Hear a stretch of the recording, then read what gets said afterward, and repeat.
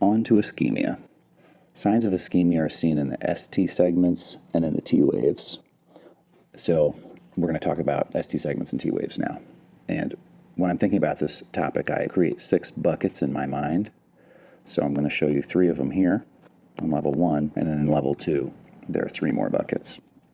So the first bucket is normal. Isolated T-wave inversion in lead 3, AVR, or V1 is normal. And what I mean by isolated is there are no T-wave inversions in contiguous leads. I'm going to talk about contiguous leads next.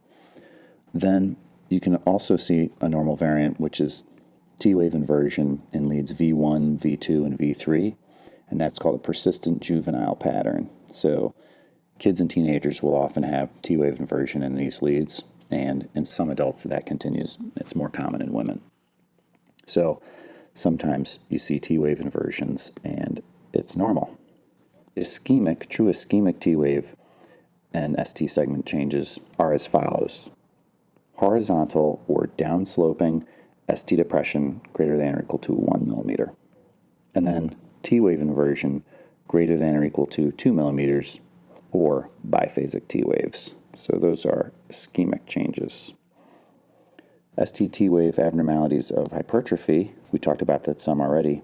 ST depression less than 1 millimeter, plus or minus T-wave inversion for LVH.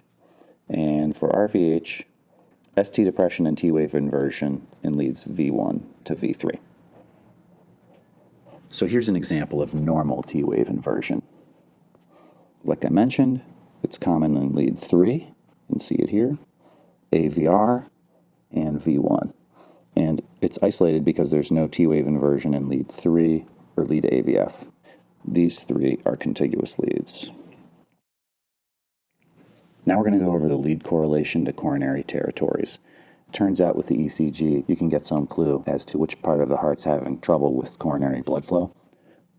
The lateral leads here, 1, AVL, V5, and V6, correlate to the circumflex or LAD artery.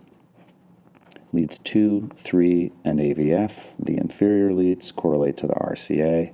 Leads V1 and V2 are the septal leads, which correlate to the LAD.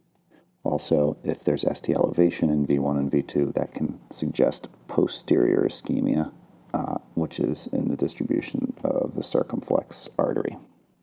V2, V3, V4 are the anterior leads, and those correlate to the LAD. Let's look at some examples. All right, anterior ischemia. We've got T-wave inversion in V3 and V4. The contiguous leads are V2, V3, V4.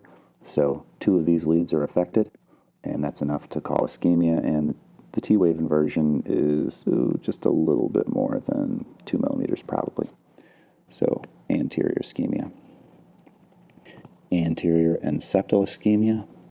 We've got these leads, V1, big T-wave inversion, V2, V3. Clearly more than 2 millimeters. These guys are the septal leads. These are both anterior leads. So end up calling it anterior and septal ischemia.